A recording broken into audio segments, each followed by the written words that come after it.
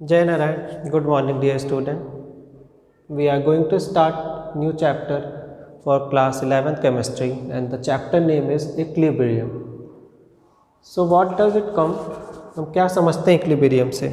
Equilibrium simply बोले तो बेटा वो कंडीशन है जब हमारा सिस्टम स्टेबल हो या केमिकल रिएक्शन जब हो रही हो तो रिएक्टेंट एंड प्रोडक्ट दोनों साइड स्टेबिलिटी हो, no forward reaction no backward reaction, एकदम स्टेबल हो, तो उस चीज़ को हम क्या कहते हैं इक्विलिब्रियम। जैसे कि सी सॉ होता है, हम लोग सी सॉ कभी ना कभी तो प्ले करे होंगे, उसमें देखते हैं एक साइड भारी होता है तो उस साइड डाउन, एक side up down up, but एक ऐसी स्टेज आती है जब दोनों पैनल आपके इक्वल स्टेज पे आ जाते हैं, ना आप अप जाते हो ना दूसरा डाउन जाता है, that thing is known as equilibrium. Two types के इक्विलिब्रियम कांस्टेंट होते हैं, एक डायनामिक इक्विलिब्रियम, एक स्टैटिक इक्विलिब्रियम। ये दो टाइप के इक्विलिब्रियम कांस्टेंट है, समझते हैं हम। मान लिया ये पानी का लेवल है इतना, this is the level of the water. यहाँ से मैंने ड्रॉप वाइज ड्रॉप क्या किया, 1 2 3 4 ड्रॉप्स ऑफ वाटर एक टैप से मैं इसको दे रहा हूँ और यहाँ पे उतना ही बड़ा होल करा है, तो जितना पानी ऊपर से 1 2 3 4 आ रहा है उतना ही अमाउंट यहाँ से निकल रहा है। मतलब हम देखें तो ये क्या है, चलता फिरता कंडीशन है, water is coming in water is going out but the level of the water remain same. तो चलता फिरता ये इक्विलिब्रियम है, that's why it is known as dynamic equilibrium. ये एक डायनामिक इक्विलिब्रियम की कंडीशन है। दूसरा केस लेते हैं, एक बॉक्स है, इधर से भी उतनी फोर्स लगा रहे हैं, इस साइड से भी उतनी फोर्स लगा रहे हैं, तो ये ना तो बॉक्स आगे की तरफ मूव करेगा ना तो पीछे की तरफ, तो ये क्या हो जाएगा, रेस्ट।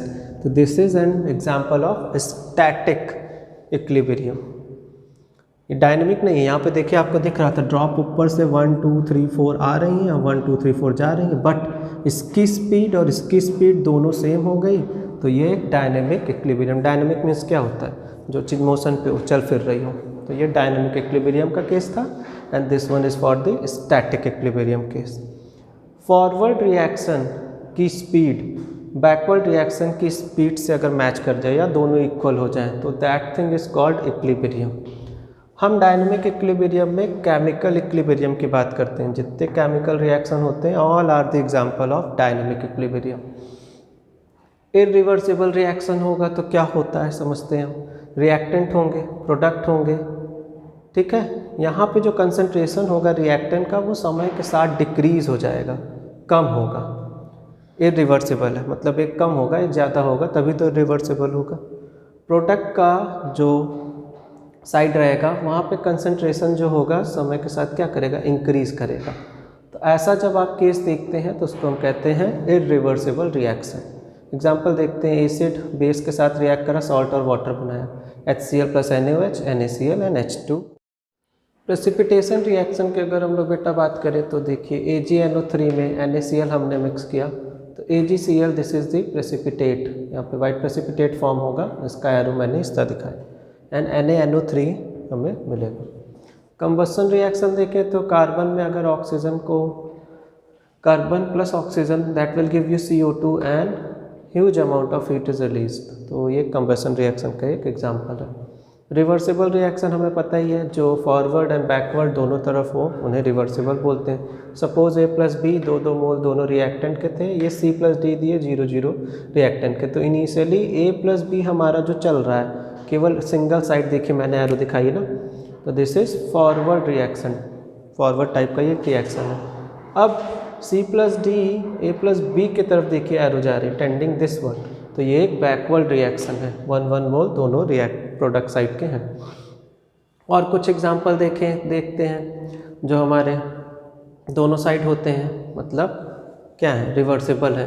PCl5 है, PCl3 + Cl2 में ब्रेक होगा, 2NO है, N2 + O2, N2 + 3 of H2O, reversible reaction है 2NH3। तो इक्विलिब्रियम अगर हम बोलें simply, if you are saying equilibrium कब अटेन हो रहा है, तो हम कह सकते हैं rate of forward reaction. Forward reaction का जो रेट है वो बैकवर्ड रिएक्शन के साथ जब मिक्स कर दे या एक जैसा हो, forward reaction and backward reaction जब दोनों एक तरीके के हों या इक्वल हो जाए तो हम क्या कहेंगे, इक्विलिब्रियम इज अटेन। अब देखिए rate of formation of ammonia, ये जो साइड है यहाँ पे अमोनिया का कितना फॉर्मेशन हो रहा है, ये अगर rate of decomposition of ammonia के इक्वल हो जाए तो हमारा इक्विलिब्रियम इस रिएक्शन के लिए attain. What are the characteristics of chemical equilibrium?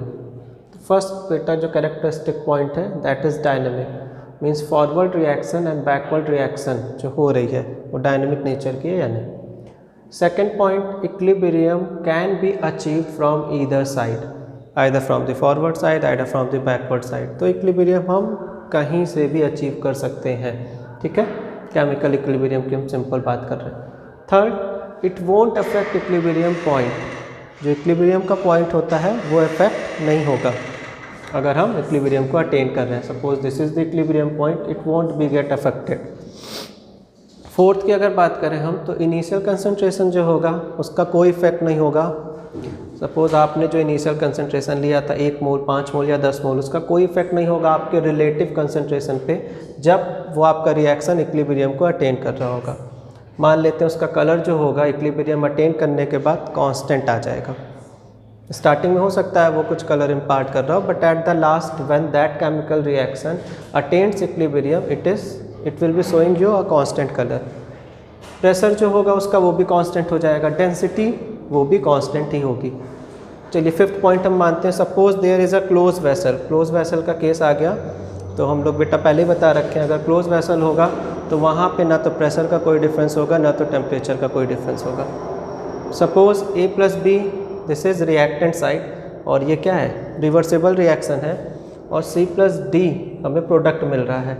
तो equilibrium can be attained only in closed vessel. Closed vessel में ही हम इक्विलिब्रियम की बात करेंगे, ओपन वेसल होगा तो वहाँ तो इक्विलिब्रियम हो ही नहीं सकता है। एक देखिए ये छोटा सा मैंने ड्रॉ किया है, इसमें हम क्या देख रहे हैं, time and rate of reaction के रिस्पेक्ट में एक छोटा सा मैंने रेट ऑफ रिएक्शन का ग्राफ चेक कर रहे हैं। देखिए सपोज मान लेते हैं ये जो चल रहा है ये फॉरवर्ड रिएक्शन है, फॉरवर्ड रिएक्शन चल रही है, this is for the backward reaction. तो रेट ऑफ फॉरवर्ड अगर रेट ऑफ बैकवर्ड के इक्वल हो गया तो ये वो पॉइंट होगा जहाँ पे ये इक्विलिब्रियम अटेन किया गया है। Time and rate of reaction के रिस्पेक्ट में हमने बनाया, तो this is the point where equilibrium is attained. तो ये क्या है, time where equilibrium is achieve.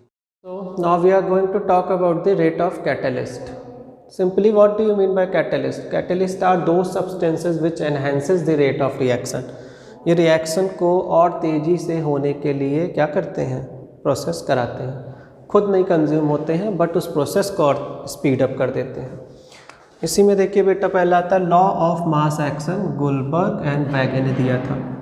मान लेते हैं हम A से B एक रिएक्शन चल रही है जो कि रिवर्सिबल है और C और D रिएक्ट, A और B रिएक्टेंट थे एंड C एंड D हमें क्या मिल गया, प्रोडक्ट मिल गया।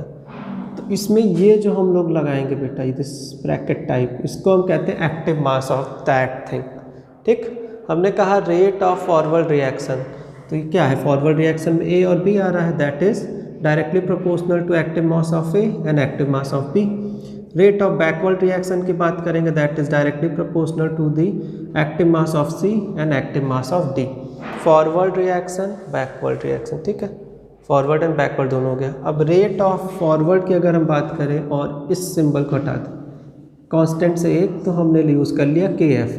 KF क्या है, रेट कांस्टेंट है। फॉरवर्ड रिएक्शन की बात कर रहे हैं A एंड B है, तो active mass of A and active mass of B। Rate of backward reaction के लिए KB मैंने यूज़ कर लिया, रेट कांस्टेंट ये भी है, active mass of C and active mass of D। Equilibrium condition अगर हमें अचीव करानी है तो क्या होगा, rate of forward that will be equal to the rate of backward reaction. तो फॉरवर्ड का क्या है, ये है, देखिए लिख दिया, एंड बैकवर्ड का क्या है, ये है। तो दोनों के इक्वल करके लिख के अब हम इसको सॉल्व करते हैं। तो मैंने एक टर्म और लिया क्योंकि KF by KB that will be equal to KC। Equilibrium है तो इक्विलिब्रियम के लिए हमने कहा KC एक वैल्यू आ रही है KF बाई KB की। तो C active mass of C and active mass of D divided by active mass of A and B। ठीक, तो ये हमारा कुछ इस तरीके का एक एक्सप्रेशन आ गया। हम एक रिएक्शन से देखते हैं, suppose N2 + 3H2 reversible reaction है और हमें 2 मोल्स ऑफ अमोनिया दे रही है। तो KC अब हमारा जो आ रहा है दैट इज़ इक्वल टू, कहाँ से लेंगे, C एंड D, ये है NH3 का कितना है, 2 मोल्स है, तो NH3 active mass of NH3 twice है। N2 1 है, हाइड्रोजन थ्राइस है। तो इस तरीके से हम लोग निकाल सकते हैं लॉ ऑफ मास एक्शन।